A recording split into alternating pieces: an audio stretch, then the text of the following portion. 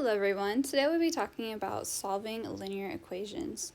So first, for some vocabulary, an equation is a mathematical statement that two expressions are equivalent. So for instance, x plus 3 is equal to 7. It's saying that x plus 3 is equivalent to 7. An equation solution, on the other hand, is a value or values of a variable that make the equation true. So in this example, x would equal to 4 because 4 plus 3 is equal to 7.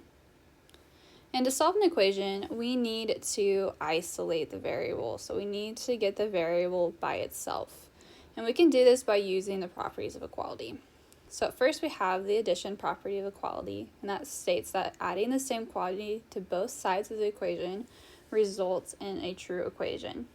So for instance, if I'm looking at 3 equals 3, if I add 1 to both sides of the equation, I still end up with a true statement of 4 is equal to 4. And we see that we have the same thing with subtraction, so you can subtract the same number of both sides and still have a true equation. You can multiply the same number and you can divide that number. So let's go through and practice solving some equations. So for this first one, I have 3 times the quantity of 2y minus 7 is equal to 51. And I'm going to show you two different methods that you can solve this equation. The first one, which you probably did in your previous classes a lot, was to go ahead and distribute that 3. So to do that, I'm going to multiply it in. So I have 3 times 2y, and I get 6y. And then 3 times negative 7, and I get negative 21 is equal to 51. And then from there, we're trying to get y by itself. I can't divide by 6 yet because I need to move this minus 21. So I'm going to go ahead and do the inverse operation, which is addition. And so when I do that, I get 6y is equal to 72. And then I can now go ahead and divide both sides by 6 to get y is equal to 12. So that's one method that you could do this problem. Another method is to actually start the problem by dividing both sides by 3. And the reason why I can do that is that this is really saying 3 times this 2y minus 7. And the inverse operation of multiplication is division. And so when I do that, I get 2y minus 7 is equal to 17. Add 7 to both sides, and you get 2y is equal to 24. And then divide both sides by 2. And so we see we get the same answer. Looking at this next problem, I see it looks different. I have multiple x's here. And so when that happens, we want to first actually combine all of our x's. We want all of our x's to be on one side of the equation, and we want them all combined. And then move our numbers to the other side. So my first step when I'm looking at this is I would go ahead and combine my two x's on my right-hand side. And so when I do that, I have negative x plus 10x to get 9x minus 15. Now from here, I want to go ahead and move all my x's to one side. Now I'm going to go ahead and move it to the left-hand side. Here you need to be careful. Since my 9x is on the other side of the equation, I have to subtract it from both sides. A common mistake I see is that students will go ahead and add these together to get 15x. But I can't do that unless they're on the same side of the equation. So here I need to subtract it. And so I get 6x minus 9x to get negative 3x plus 23 plus 10 is equal to negative 15. From here, I'm going to go ahead and add 23 and 10. I get negative 3x plus 33 is equal to negative 15.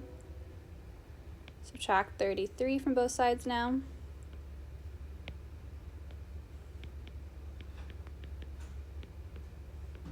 And then divide both sides by negative 3. And you get x is equal to 18.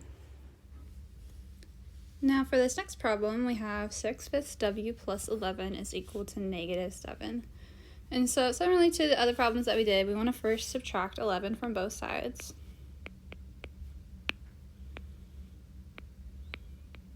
To get 6/5 w is equal to negative 18. And now we want to move that 6/5 to the other side. And so we would normally just divide it.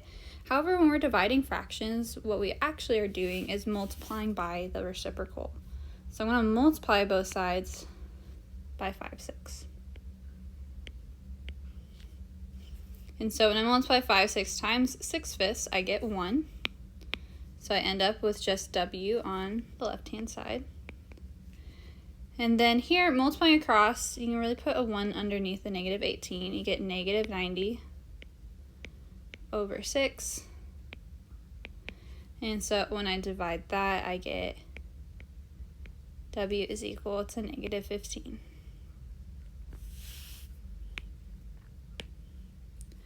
Now for this next problem, it's kind of combining a few elements that we've done.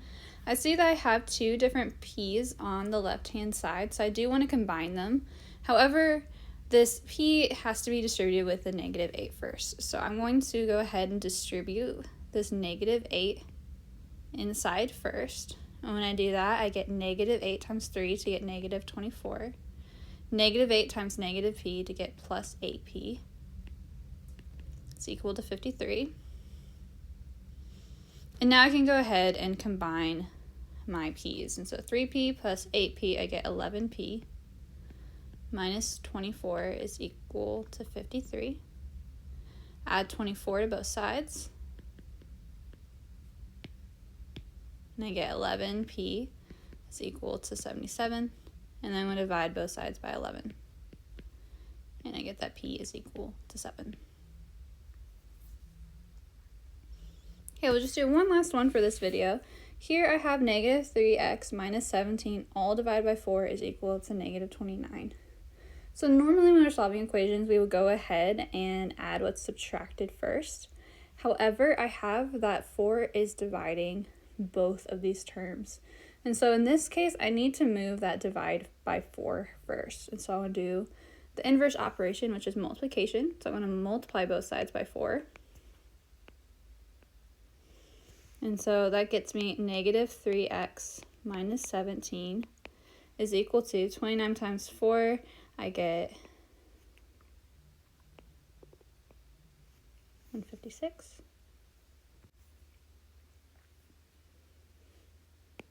Sorry, this is going to be negative 116.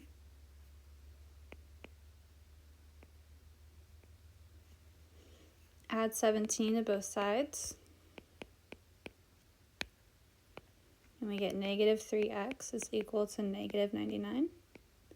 And then divide both sides by negative 3. And so we get that x is equal to 33. And with solving equations, you can always check your answer by plugging in your value of x back into the equation and see if you get a true statement.